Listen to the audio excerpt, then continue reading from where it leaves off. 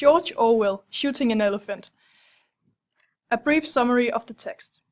The text is an essay written by George Orwell. The essay is about Orwell living in Burma. He is working as a police officer and he is hated by many people.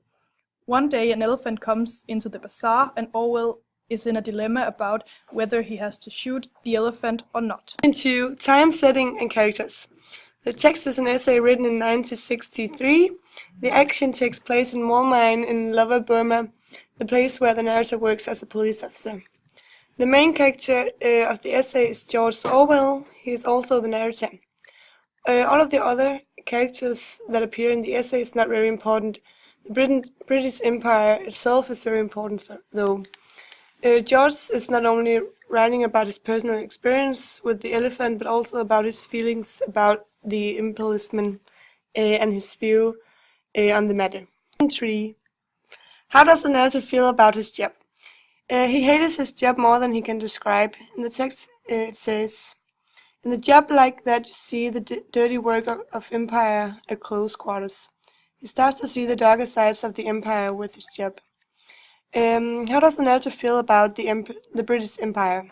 He didn't know that the British Empire is dying and that younger empires are going to supplant it.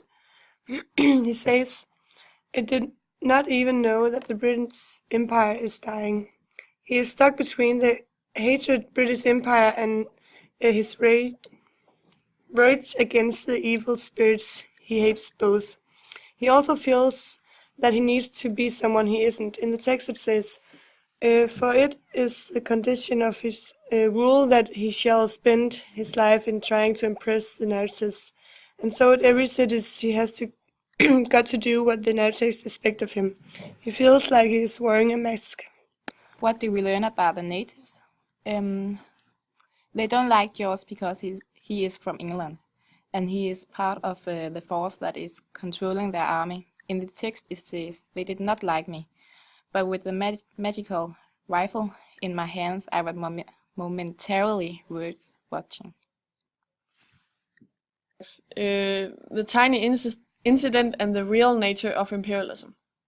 The tiny incident is the whole incident with him having to shoot the elephant. And the real nature of imperialism is where the ones who presumably are being controlled are really the ones in control.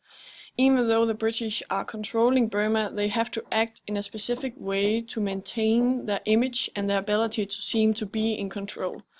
They are often forced to do things that they do not think is a good idea, or even things that they do not think are morally right. In the text, Orwell was afraid that the natives would think that he is weak if he did not shoot the elephant. If they thought he was weak, the empire would seem weak, and that would make it harder for them to control the native subjects. Part 2. True or false? The first one. He feels that he does a great and honorable job in Burma, and that is false because he hates his job and he hates the system in Burma. And 2, he feels perplexed and upset by the natives' behavior, and that is true because he actually has the same feeling as the Burmese because he also hates the system as they do. And then number 3, he feels split between being true to the British Empire and his own moral position, and that is true, as I said before. And then number 4, he believes empire is a good and beneficial thing, and that is false. And then number 5, he calls the British Empire tyrannical, and that is true. And number 6, the Burmese are hostile to the white man, and that's true. And then number 7, he is in a moral dilemma, feeling caught between the devil and the big blue sea, and that is true. And number 8, he is not weighed by guilt, and that is false. 2. A brief summary of part 2 of the essay. Part 2 of Shooting an Elephant is about Orwell taking the decision to shoot the elephant, and about him actually shooting it. The time that passed in reality seems very short, but Orwell has many thoughts about whether or not he should shoot the elephant. Orwell does not want to shoot the elephant, but he feels that the natives lay great pressure on him. In the end, the pressure gets to him, and he shoots the elephant several times, because it does not die the many first times he shoots. This experience is so uncomfortable for him that he has to leave the elephant dying. How does the natives behave? The natives are gathered outside their houses, and they want to see Orwell shooting the elephant. Before he got to the place where the elephant is, he is certain that he does not want to kill it. Quote, "I knew with perfect certainty that I ought not to shoot him." Quote ended. But when he comes closer to the natives and the elephant, he feels the pressure and decides that he has to shoot the elephant.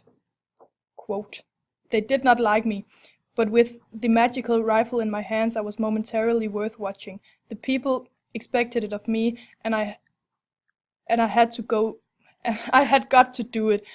I could feel their 2,000 wills pressing me. A white man mustn't be frightened in front of the natives, and so in general he isn't frightened." What would have happened if he did not kill it?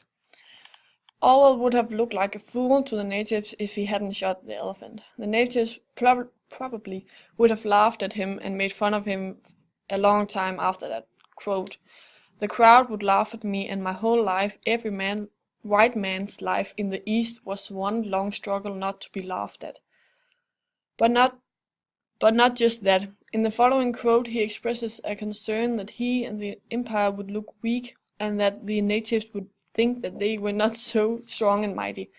Quote, "For it is the condition of his rule that he shall spend his life in trying to impress the natives, and so in every crisis he has got to do what the natives expect of him."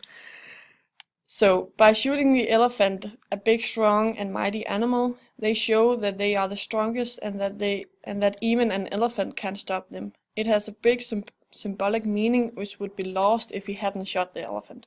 7. The essay deals with the role of the oppressor versus the oppressed. How is the role of the oppressor described, and, as the oppressor, what does the white man lose? The oppressor is described as the white man and the product of the British Empire. There is a clear barrier between the Englishmen and the Burmese.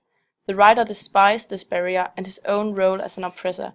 He himself feels oppressed by the dirty work and real nature of imperialism. On page 1, line 19, he says, "All these, the dirty work of imperialism, oppressed me with an intolerable sense of guilt." He feels bitter and ashamed that he has opposing feelings towards the Burmese when he wants to hurt them who is making his job difficult. These feelings, he says, is a mere byproduct of imperialism. On page 4, starting on line 5, he reflects about how the oppressor is in fact just as oppressed as the people he is oppressing. He says on line 10, Here was I, the white man with his gun, standing in front of the unarmed native crowd, seemingly the leading actor of this piece, but in reality I was only an absurd puppet pushed to and fro by the will of those yellow faces behind. Furthermore, he says, when the white man, the oppressor, turns tyrant, it is his own freedom that he destroys. This is why he feels like he has no other choice than to shoot the elephant, only because he does not want to lose face in front of the natives. Therefore, he is actually, in an absurd way, the one being oppressed. 6. Examine and underline always use of metaphors in the following passage. And what is the point in using these particular metaphors? And there is a metaphor which says that 2,000 wills pressing me forward. And he's talking about the Burmese, which are pressing him, but they're not really pressing him verbally or physically, but they're just pressing him in general and in society to kill this elephant. And it's because if he does not do this, if he does not kill the elephant, the laughter will continue. And then there is also another metaphor which says the leading actor of the show. And he mentions himself as a leader of this show because when he's standing there looking at the elephant, he feels that he's kind of the main character in the show, and it just shows that he's just entertainment to the Beninese, and maybe he has written this because he and the Burmese sees the colonization as a comic, and that is also why he often writes that the Burmese laughs at him. And a third metaphor is he wears a mask and his face grows to fit it, and that means that he can't do anything about this system he despises, and he also wants to fit in, or at least stand out as little as possible, and that is also why he shoots the elephant in the end. What does the elephant symbolize? Describe the way it dies. The elephant symbolizes the British Empire, and just like the elephant, the British Empire is powerful. When he kills the elephant, he represents the British Empire oppressing the natives. It takes him many times to shoot the elephant, because he did not die the first time, or second time he shot it. When the elephant is badly wounded, he leaves because he cannot stand to watch the elephant suffer. Okay. Question 9. What is the writer's attitude to imperialism, and which message does he want to bring across with his text? The writer has a lot of hatred towards imperialism and the British Empire. He states his attitude quite a lot of places in the text. On page 1, line 14 to 16, he says, "For at that time I had already made up my mind that imperialism was an evil thing." Again, a line down, he says, "I was all for the Burmese and all against their oppressors, the British." Throughout the essay, his attitude becomes more clear, and when he talks and reflects about the imperialism, it is with words like "the dirty work of the empire," "my hatred of the empire," "unbreakable tyranny," "the real nature of imperialism." Question 10. Compare the view of imperialism to that of Kipling. Orwell doesn't really believe in imperialism, and he says many times that he hates the empire. Kipling were a strong spokesman for imperialism. He believed that the empire was giving the natives a better life, but still he describes it as a burden. Orwell knows that the natives hate the British and that they would rather live without them. He doesn't believe that the empire does any good, unlike Kipling, who strongly believes that they are leading them to a more educated and therefore better life.